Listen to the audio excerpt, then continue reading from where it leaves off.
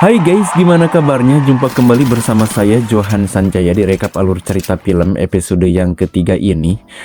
Bergenre action komedi yang dibintangi oleh saudara kembar saya Stephen Chow. Awal kita kisah sebut aksi aja pun dimulai Aceng ya. dari misi penyelamatan Sandra yang dilakukan oleh teroris lokal. Bang Chow and the Gang pun beraksi dengan kocak dan pikasirien. Dengan kata-kata sandinya yang pika sebelen, Stephen Chow pun pepeta.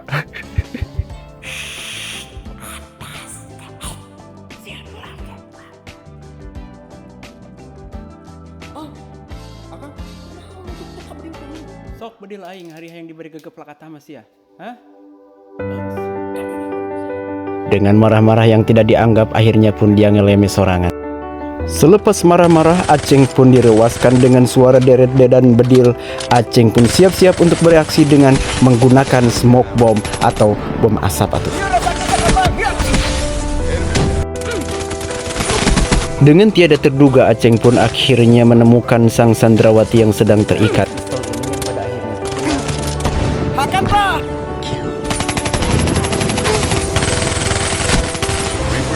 Hakan tak si Aceng. Tak si mama mau karman. Si Aceng Koreanya. Di saat ide pun dibutuhkan, Aceng pun menemukan akal yang sedang menggoler di benaknya. Lalu berlari menurunkan dirinya dan mendodol si Karman dari belakang. Dan akhirnya Selesaikan si Karman.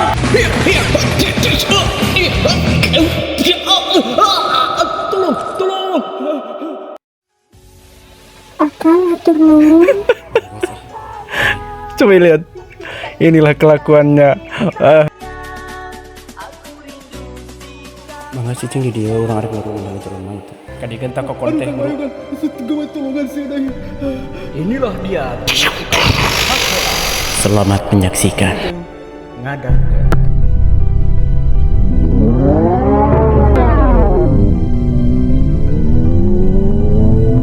Namun dengan tiada terduga, Aceng pun sudah melakukan kesalahan yang fatal. Selesai segitu mah. Kau harus ingat, jangan biarkan orang lain tahu atau aku dan kau akan mendapatkan masalah. Akhirnya Pak Komisaris pun memberikan hukuman kepada Aceng dengan memberi misi baru untuk mengungkap kasus penjualan senjata ilegal yang dilakukan oleh beberapa penjahat, yang salah satunya adalah si Ule yang bermarkas tepat di samping sekolah Edenbar.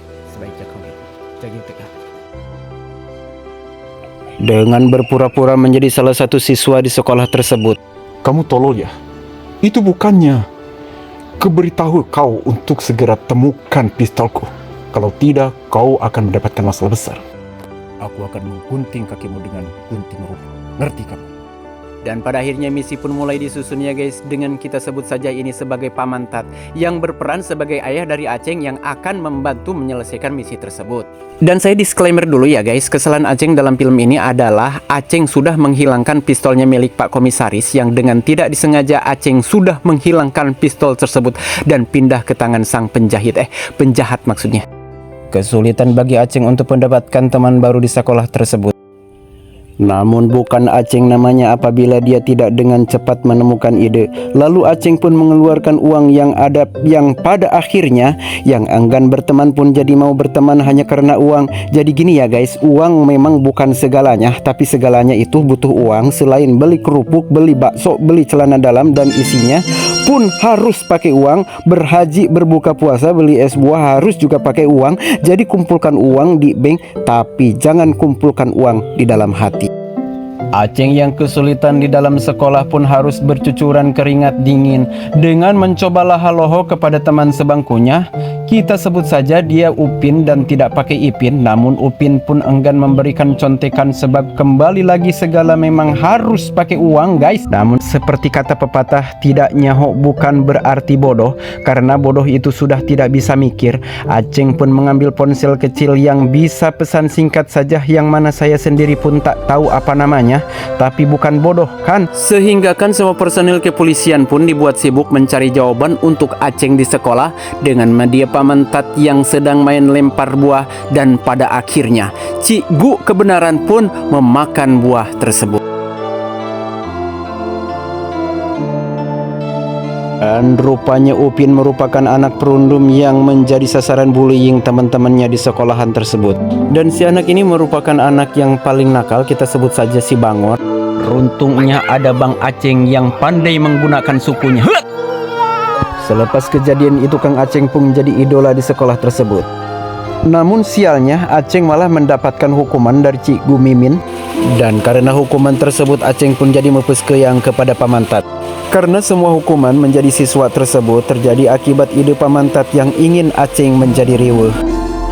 Namun berkah pula bagi Kang Aceng sebab di balik kesusahan ada kemudahan, di balik gelap terbitlah terang, di balik gunung yang curam ada air yang memberinya kehidupan. Seperti halnya Aceng yang mendapatkan anugerah cinta dari Cikgu Mimin, sebab siapa sangka kebersamaan mereka dalam ikut bimbel khusus justru membuat cinta berbunga di antara mereka.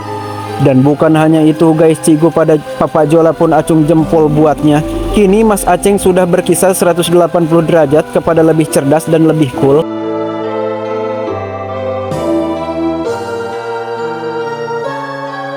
Dan kedekatan di antara mereka pun semakin merekat. Namun ada hal yang harus kita ingat, di mana ada ketenaran, di situ pasti ada pihak lain yang ikut mengambil keuntungan. Bukan tidak boleh ya guys mengambil keuntungan, tapi gunakanlah etika dalam penggalian tersebut. Seperti halnya si bocah rundum Upin yang bukan saudara kembarnya Ipin. Dia mencari dan melakukan pungli mengatasnamakan Yang Aceng, seperti malak uang temannya, perampasan handphone, dan lain-lain sebagainya. Beruntung Yang Aceng tahu hal tersebut sehingga bisa mencegah perilaku merugikan orang lain tersebut. Di sisi lain, budak Bangor melaporkan pembulian yang gagal terhadap yang mengakukan dirinya sebagai abangnya. Dan itu semua diakibatkan oleh salah satu siswa yang pandai kungfu katanya. Bahkan si Bangor pun tak sadar guys, kalau orang yang ada di depannya adalah seorang residipis penyelundup penjualan senjata api ilegal. Di saat Kang Aceng sedang ditemui oleh salah satu yang sedang diselidikinya, di sisi lain juga sang pacarnya Cikgu Mimin atau Bu Guru Mimin gitu, inilah orangnya. Kita sebut saja dia Pak Pepen.